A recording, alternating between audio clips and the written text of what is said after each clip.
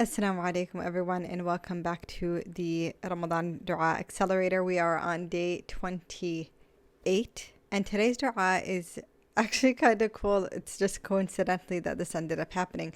But today's dua is another dua from Prophet Yusuf alayhi salam. And the reason I mentioned this is because yesterday we also did a dua from Prophet Yusuf. I'll start off by reading the ayah and then we'll go into the particulars inshallah.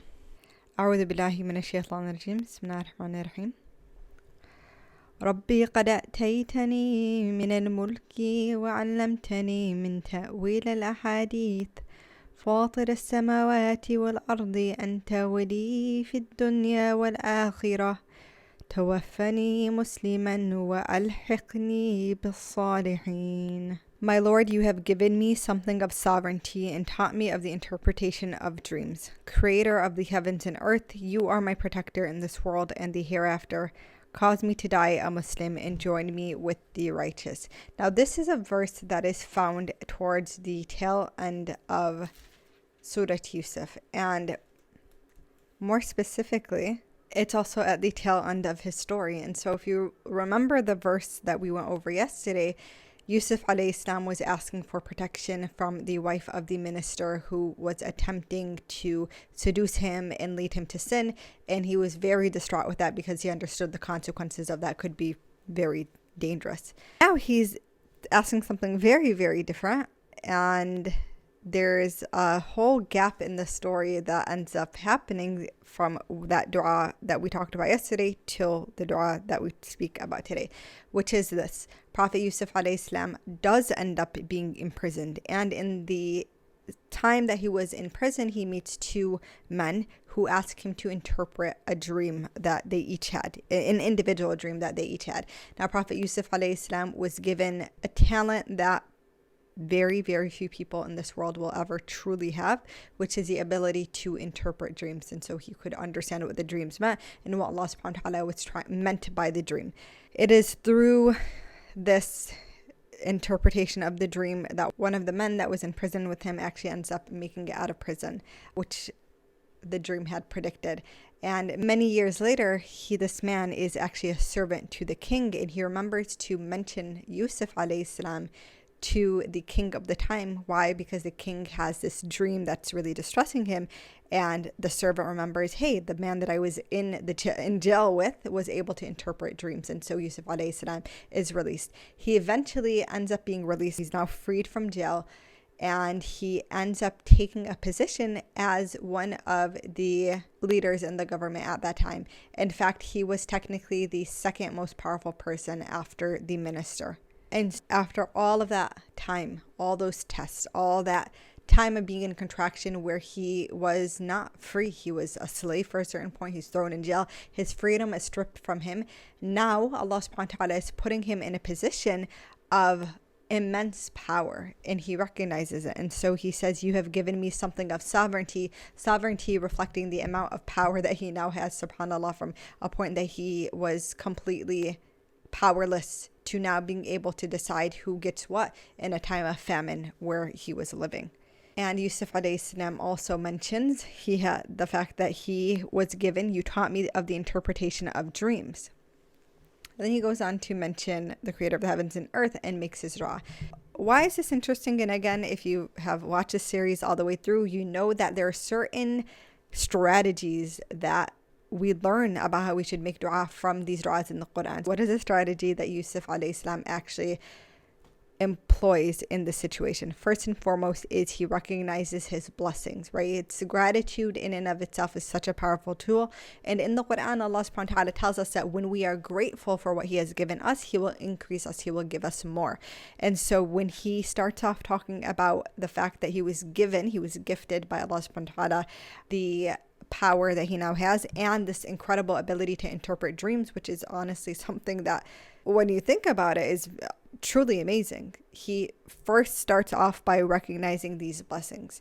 Number two is he then praises Allah subhanahu wa ta'ala. And if you guys remember, and if you've used the dua formula that I've linked in the description of these videos, then you know that ultimately Allah subhanahu wa ta'ala has several names and several ways that we can praise him, but you want to praise him before making your ask, right? Asking the dua that you want to ask.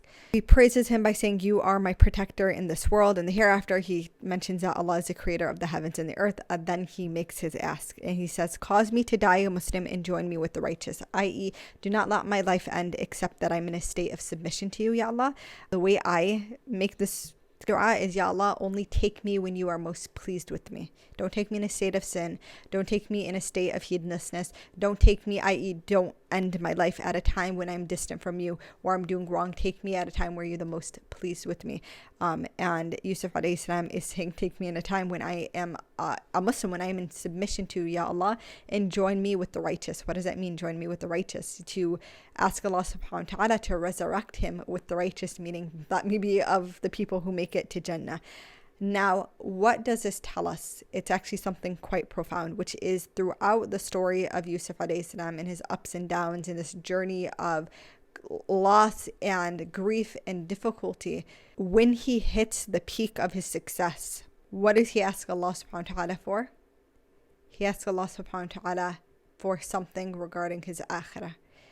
When he reaches the best that this world had to offer him, he still remembered his akhirah. This is an important point because very often when we think about du'as, a lot of times our long list is pertaining to things of this dunya. And I've mentioned in previous episodes that is okay. You're allowed to ask of this dunya, but connect it to the akhirah. Why? Because the akhirah is everlasting. The Quran tells us that the akhirah it doesn't end. It's an eternity. It's a place, this life that we live is a blip on a timeline, and the akhirah is the full timeline that never ends. And just by plain logic, if you're going to spend your time worrying about something, your greater worry should be the akhirah, because that accounts for more time. And our efforts now are the only efforts that matter, because not like you can do anything in the akhirah that's going to change your situation, right? But right now in this world and life that we're living in, Allah has granted us the opportunity from his mercy to be able to actively do things that change the outcome, the trajectory of our akhirah.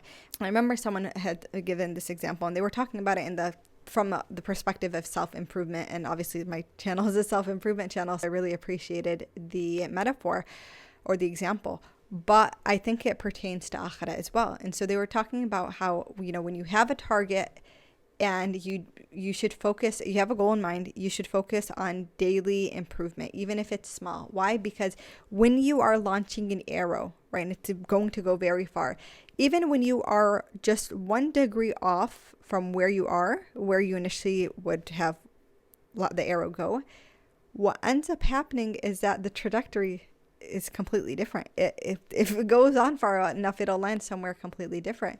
And in that way, that 1 degree of change or the 1 degree of effort that you put in can cause a huge change in the outcome.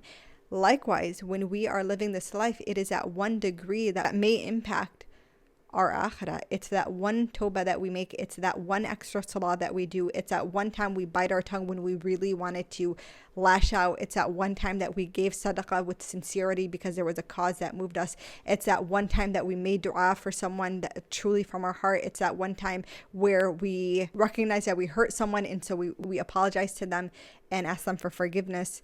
It's that 1 time that you wake up, and when I say wake up, I mean you wake up mentally to the fact that your life is going to end. That can completely change the trajectory of your akhirah. And in fact, this was an alarming thing that I had learned, but I think it so profoundly affects the way we see our akhirah, which is we all have a home in Jannah, but we also all have a home in Jahannam. And on Yawm al-Qiyamah, one of those homes will be destroyed. The reality of it is that the realm of possibilities is open, and it is our actions that get to ultimately impact what the end is going to be. And of course, we do not enter Jannah except by the mercy of Allah subhanahu wa ta'ala. While we are doing these actions, this is why you see the prophets in previous episodes would ask Allah subhanahu wa ta'ala to accept from them their deeds, accept from them their du'as, because we may do something, but if Allah doesn't accept it, it doesn't change its trajectory. Think of it that way, inshallah, and always ask Allah subhanahu wa ta'ala to accept your good deeds. Ask Allah subhanahu wa ta'ala to accept from me this series and everything that goes on in this channel. Ask Allah subhanahu wa ta'ala to accept from all of you, to accept from all of us our fast, our qiyam, our dua that we made during Ramadan, our sadaqah that we gave, our time that we spent serving other people, our time in Tawbah, accept our du'as. And I will see you guys in the next one. Assalamu alaikum, and thank you for watching. If you haven't already, please like, comment, and subscribe.